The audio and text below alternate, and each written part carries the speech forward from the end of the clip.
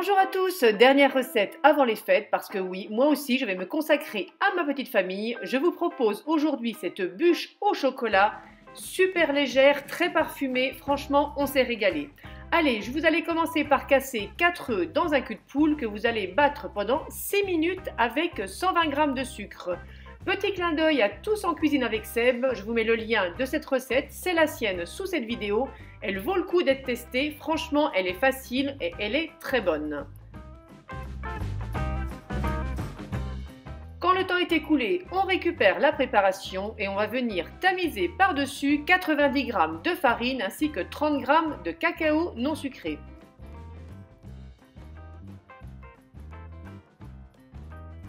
On mélange le tout délicatement à la maryse.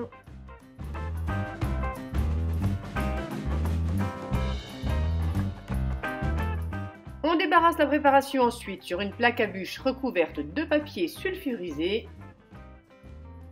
Vous préchauffez pendant ce temps votre four à 200 degrés, vous enfournez, vous baissez le four à 180 degrés et vous cuisez pendant 10 minutes. À la sortie du four, vous venez déposer votre génoise au chocolat sur un linge humide. On retourne et on retire le papier.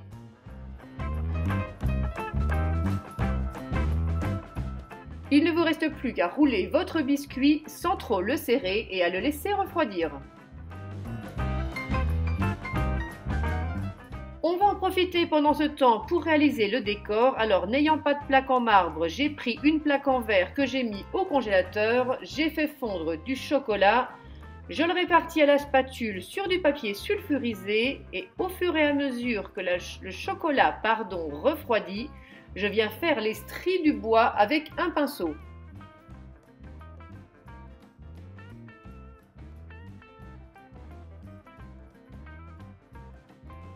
Attention, il faut aller très vite. Plus votre plaque est épaisse, plus ça refroidit rapidement. Voilà ce que ça donne.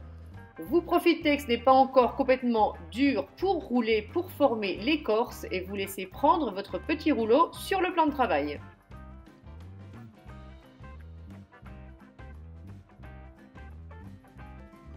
On continue la recette, on fait une chantilly avec 125 g de mascarpone et 20 cl de crème. Attention, crème à 30% minimum de matière grasse. Quand les sillons se forment, on ajoute 60 g de sucre, on laisse tourner encore une minute et on arrête.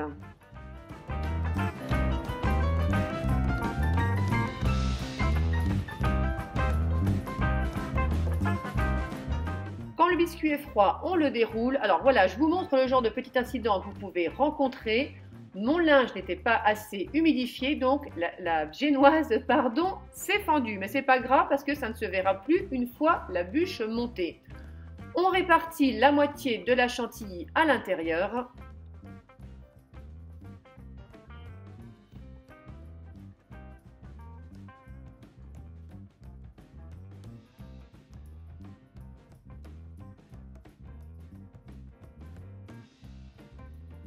Là, j'ai pris du chocolat noir, un économe tout simplement. Je suis venue faire des petits copeaux de chocolat sur toute la surface. Petite astuce, à ce stade de la recette, vous pouvez venir ajouter des poires cuites, des bananes, des cerises, bref, vous mettez ce que vous voulez à l'intérieur, tout est question de goût. Il ne vous reste maintenant plus qu'à venir rouler votre bûche et à la recouvrir avec la seconde partie de la chantilly.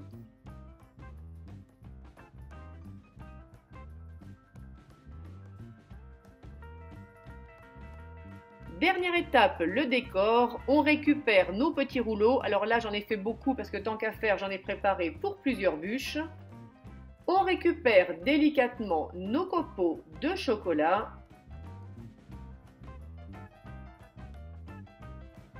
Voilà ce que ça donne quand on regarde de près. Je trouve qu'au niveau visuel, c'est relativement sympa. On vient saupoudrer légèrement de sucre glace.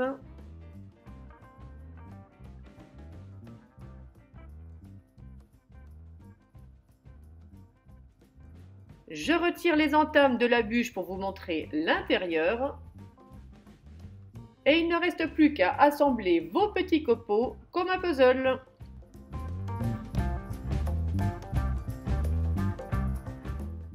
Voilà mes gourmands, une bûche ultra simple et de surcroît économique à réaliser. Elle fait son effet, elle fait plaisir aux papilles. Si vous la testez, n'hésitez pas à me laisser un petit commentaire.